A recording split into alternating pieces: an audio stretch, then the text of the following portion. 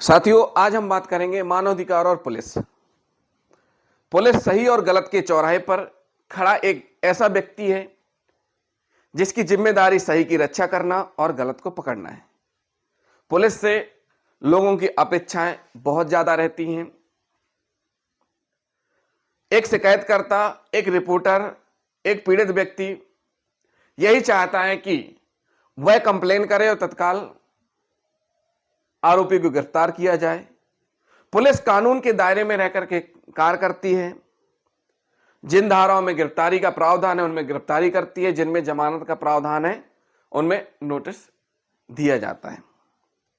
अब बात यहां जो पीड़ित है, जिसके साथ जमानती अपराध हुआ है, उसकी अपेक्षा यही है पुलिस से कि सामने वाले आरोपी को गिरफ्तार किया जाए। ऐसे में अगर पुलिस उस व्यक्ति को जमानत पर छोड़ती है तो उस शिकायतकर्ता को लगता है कि पुलिस ने कार्रवाई नहीं की है। तो पुलिस के ऊपर दोहरी जिम्मेदारी है। पुलिस का काम है सही और गलत को पकड़ना। पुलिस अपनी सर्वश्रेष्ठ भूमिका में एक संरक्षक भी है, एक मार्गदर्शक भी है, एक सामाजिक कार्यकर्ता तथा व्यवस्था और प्राधिकार का प्रतीक है। पुलिस अपनी सर्वश्रेष्ठ भूमिका में वह अपने आप में ही एक संरक्षक है, एक मार्गदर्शक है, एक सामाजिक कार्यकर्ता तथा व्यवस्था और प्राधिकार का प्रतीक है। पुलिस का यह सही एवं वास्तविक मूल्यांकन है। पुलिस समाज की सुरक्षा प्रहरी है। समाज में कानून एवं व्यवस्था बनाए रखना, अपराधों की रोकथाम करना तथा अपराधियों की धरपकड़ करना, उन्हें कानून के हवाले करना पुलिस का ही कार्य है। अपने कर्तव्यों के निष्पादन हेतु पुलिस को अनेक शक्तियां प्रदान की गई हैं। साथियों, पुलिस को अपने कर्तव्य के निष्पादन के लिए अनेक शक्तियां प्रदान की गई हैं, लेकिन आज वर्तमान समय में आम आदमी की यह शिकायत है। जो आम आदमी है, आम आदमी की यह शिकायत है कि पुलिस का उसके साथ व्यवहार उचित नहीं है।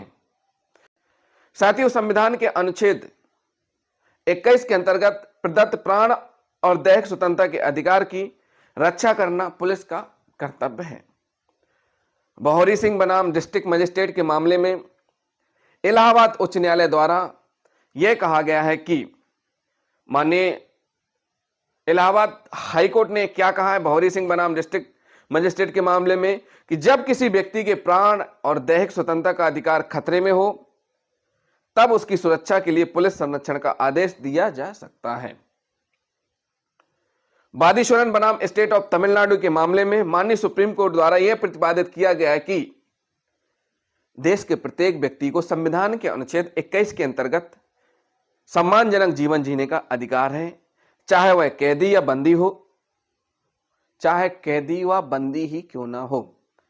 माननीय सुप्रीम कोर्ट ने वादीश्वरन बनाम स्टेट ऑफ तमिलनाडु के मामले में कहा है कि संविधान के अनुच्छेद 21 के अंतर्गत देश के प्रत्येक व्यक्ति को सम्मानजनक जीवन जीने का अधिकार है, चाहे वह कैदी या बंदी ही क्यों ना हो। मूल अधिकारों एवं मानवाधिकारों को जेल की दीवारों से बाहर नहीं किया जा सकता। इसी प्रकार सुनील बत्रा बनाम दिल्ली एडमिनिस्ट्रेशन तथा चार्ल्स सोबराज बनाम अधीक्षक सेंट्रल जेल तिहाड़ के मामले में माननीय सुप्रीम कोर्ट ने कहा कि हमारी जेलें कानून के पत्थरों से बनी हैं, इसमें कैदी व्यक्ति भी मानव हैं, पशु नहीं। साथियों, पिछले कुछ दिनों में अभिरक्षक हिंसा, कस्टोडियन वायलेंस की घटनाओं में वृद्धि हुई है। अभिरक्षा में रखे जाने वाले व्यक्तियों के प्रति हिंसा का प्रयोग भी व्यक्ति के प्राण और दैहिक स्वतंत्रता के अधिकार का अतिक्रमण है। ऐसी हिंसा को अभिरक्षक हिंसा कहा जाता है। मुंशी सिंह गौतम बनाम स्टेट ऑफ मध्य प्रदेश के मामले में माननीय सुप्रीम कोर्ट द्वारा यह कहा गया है कि अभिरक्षक हिंसा के निवारण के लिए साक्ष्य अधिनियम में संशोधन हेतु विधि आयोग द्वारा अपनी 113वीं रिपोर्ट में कतिपय सुझाव दिए गए थे। उन सुझावों पर सरकार एवं विधायिका को गंभीरता से विचार करना चाहिए। न्यायालयों से भी अपने दृष्टिकोण में परिवर्तन लाने की अपेक्षा की जाती है। लीगल एड कमेटी बनाम स्टेट ऑफ बिहार के मामले में पुलिस कस्टडी, पुलिस अभिरक्षा में होने वाली हिंसा को मानवाधिकार हनन माना गया है। People's Union for Civil Liberties बनाम यूनियन ऑफ इंडिया के मामले में पुलिस की गोली से मरे 2 व्यक्तियों के आश्रितों को माननीय सुप्रीम कोर्ट द्वारा पृथक के संदाय के आदेश दिए गए। इतना ही नहीं कहा तो यहां तक गया कि पुलिस को अपने शब्दकोश से यातना शब्द को निकाल देना चाहिए। कुल मिलाकर आशय यह है कि पुलिस को मानवाधिकारों का सम्मान करना चाहिए। पुलिस से यह अपेक्षा की जाती है कि किसी व्यक्ति को अनावश्यक गिरफ्तार नहीं करे, गिरफ्तार किए गए व्यक्ति को अविलंब गिरफ्तारी के कारणों से अवगत कराए, गिरफ्तारी की सूचना गिरफ्तार किए गए व्यक्तियों के परिजनों को दी जाए, गिरफ्तार किए गए व्यक्ति को अपनी रुचि के अधिवक्ता से परामर्श करने का अवसर प्रदान किया जाए, गिरफ्तार किए गए व्यक्ति को 24 घंटे के भीतर निकटतम मजिस्ट्रेट के समक्ष पेश किया जाए, गिरफ्तार किए गए व्यक्ति को मजिस्ट्रेट के आदेश के बिना 24 घंटों से अधिक निरुद्ध न रखा जाए। यदि गिरफ्तार व्यक्ति अपना चिकित्सीय परीक्षण कराना चाहे तो उसका चिकित्सीय परीक्षण कराया जाए। जांच एवं अन्वेषण के दौरान उसके साथ अमानवीय एवं क्रूरतापूर्ण व्यवहार नहीं किए जाए।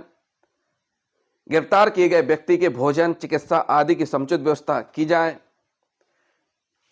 ये साथियों कुछ ऐसी बातें हैं जो हमने आपको बताई कि पुलिस को मानव अधिकार यानी मानव के अधिकारों का सम्मान करना चाहिए और विधि अनुसार कार्रवाई करनी चाहिए। साथियों, पुलिस अभिरक्षा में होने वाली हिंसा की रोकथाम के लिए पुलिस को क्या करना चाहिए, कुछ बातें हम आपको बताएंगे। साथियों, ये वीडियो हमारा बनाने का एकमात्र उद्देश्य एजुकेशनल है। पुलिस थाने में हवालात के लिए पर्याप्त बल उपलब्ध कराया जाना सुनिश्चित किया जाए। किसी भी थाने में जब भी हवालात में किसी को रखा जाए तो पर्याप्त बल होना चाहिए। यदि किसी थाने की हवालात के लिए पर्याप्त बल उपलब्ध नहीं है तो उस हवालात में उस बंदी को ना रखें। अन्य किसी बंदी गृह जहां पर्याप्त बल उपलब्ध है उसमें रखा जाए। बल की कमी के नाम पर अभिरक्षा में लिए गए व्यक्ति की सुरक्षा में कमी नहीं की जाए। हर समय एक आरक्षक, प्रधान आरक्षक बंदी की सुरक्षा के लिए तैनात किए जाएं। हवालात की सुरक्षा के लिए तैनात कर्मचारी रात्रि में हवालात का विशेष ध्यान रखें एवं नियमित रूप से बंदी को देखते रहें। क्या करते रहें? नियमित रूप से बंदी को देखते रहें जिससे कि वह कोई अप्रिय गतिविधि नहीं कर सके।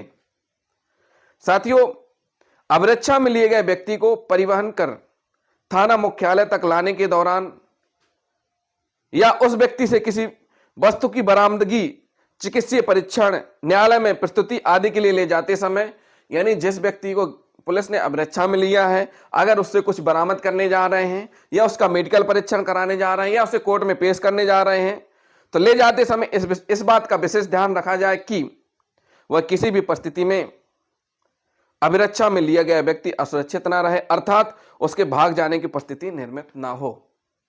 साथ ही साथ जिस भी संदिग्ध या आरोपी को पुलिस अभिरक्षा में लेती है तो उसकी पहले जामा तलाशी विधिवत अच्छे से की जानी चाहिए। मध्य प्रदेश मानव अधिकार आयोग द्वारा इस विषय पर पुलिस अभिरक्षा में हो रही हिंसा के संबंध में विशेष रूप से निर्देश दिए गए हैं, उनका पालन किया जाना चाहिए। आरोपी को अभिरक्षा में लेते समय एवं हवालात में प्रवेश कराते समय सुनिश्चित किया जाए कि उसके पास कोई ऐसी वस्तु ना हो जिससे वह अपने शरीर को किसी भी प्रकार से नुकसान पहुंचा सके। साथियों, कई बार आरोपी अपने अंडरगारमेंट्स में या ऐसी जगह कुछ नशीले पदार्थ या ब्लेड या कुछ ऐसी चीजें छिपा करके रखते हैं जिनका प्रयोग अपने आप को नुकसान पहुंचाने के लिए करते हैं और अंततः फिर आरोप पुलिस के ऊपर लग जाता है। तो ऐसी स्थिति ना निर्मित हो, इसके लिए जरूरी है कि उनकी अच्छे से तलाशी ली जाए। साथियों, बीमार, अत्यधिक नशे में पाए गए व्यक्तियों एवं अन्य घायल व्यक्तियों को उन्हें यथाशीघ्र अस्पताल पहुंचाया जाए और अस्पताल में भर्ती कराया जाए। अभिरक्षा में लिए गए प्रत्येक व्यक्ति का चिकित्सीय परीक्षण तत्काल कराया जाए। साथियों, कई बार ऐसा होता है, चोरी के मामलों में ज्यादा देखने को मिलता है, पब्लिक द्वारा किसी व्यक्ति को चोरी करते हुए रंगे हाथों पकड़ लिया गया, अब उसको पुलिस को सौंपा जाता है। पुलिस यहां गलती करती है कि पुलिस उसकी तत्काल एमएलसी नहीं कराती है। कई बार ऐसी घटनाएं देखने में आई हैं कि पब्लिक द्वारा पकड़ने के बाद उसके साथ मारपीट की जाती है और पुलिस की कस्टडी में आते ही अगर पुलिस ने समय रहते उसकी डॉक्टरी या मुलायजा नहीं करवाया तो फिर उस स्थिति में अप्रिय घटना भी घटित हुई है और फिर पूरा आरोप पुलिस के ऊपर लग जाता है। ऐसी परिस्थितियों से बचने के लिए एक चीज हमेशा ध्यान रखें, पुलिस ऑफिसर किसी भी आरोपी को जिसको पुलिस अभिरक्षा में ले रहे हैं, चाहे स्वयं पकड़े या पब्लिक द्वारा पकड़ने के बाद सौंपा जाए, चाहे वो महिला हो, चाहे पुलिस हो, चाहे महिला हो, चाहे वो पुरुष हो, उसका तत्काल मुलाहिजा करवाया जाना चाहिए। साथियों, हवालात में लगे सीसीटीवी कैमरे की नियमित मॉनिटरिंग होनी चाहिए। प्रत्येक थाने में पुलिस उन सीसीटीवी कैमरों पर नजर रखें। साथ ही साथ सुनिश्चित करें कि सीसीटीवी कैमरे इतने ऊंचाई पर हों कि उसके साथ किसी प्रकार की छेड़छाड़ ना की जाए। साथ ही साथ यह भी सुनिश्चित करें कि कैमरा का एंगल ऐसा हो कि पूरे हवालात को कवर कर सकें। यह भी सुनिश्चित करें कि हवालात के सीसीटीवी का फीड मुहर्रर को प्रत्यक्ष दिख सके। अभिरक्षा में लिए गए व्यक्ति को न्यायालय में पेश करने के पूर्व किसी अन्य व्यक्ति से मिलने न दिया जाए, जिससे कि किसी प्रकार के नशीले, जहरीले पदार्थ या घातक वस्तुओं का आदान प्रदान हो सके। साथियों, यहां पर अभियुक्त को अधिकार है कि अपने अधिवक्ता से मिल सकता है अभिरक्षा में, लेकिन किसी भी ऐसे व्यक्ति से ना मिलने दिया जाए और न ही इस प्रकार की किसी प्रकार की वस्तु का आदान प्रदान होने दिया जाए जिससे कि उससे नुकसान या जहरीला पदार्थ या नशीले कोई ऐसी चीज हो जिससे कि उस आरोपी को नुकसान पहुंचे। साथियों, पुलिस अभिरक्षा में लिए गए व्यक्ति को थाना स्टाफ के द्वारा किसी भी प्रकार से प्रताड़ित न किया जाए। इसे रोकने के लिए पुलिस अधिकारियों के द्वारा मॉनिटरिंग की जाए, निरीक्षण किया जाए। तो ये कुछ ऐसे पॉइंट हैं जो कि ध्यान रखने चाहिए, हम ध्यान नहीं रखते हैं। कई बार ऐसी गलतियां होती हैं, फिर वही बात आ जाती है ह्यूमन राइट की, और कई बार तो ऐसा होता है कि ना किए हुए पर भी वो सारी चीजें लग जाती हैं। तो ऐसी चीजें से जरूरी है कि आपको सावधान रहना है और विधि अनुसार काम करना है।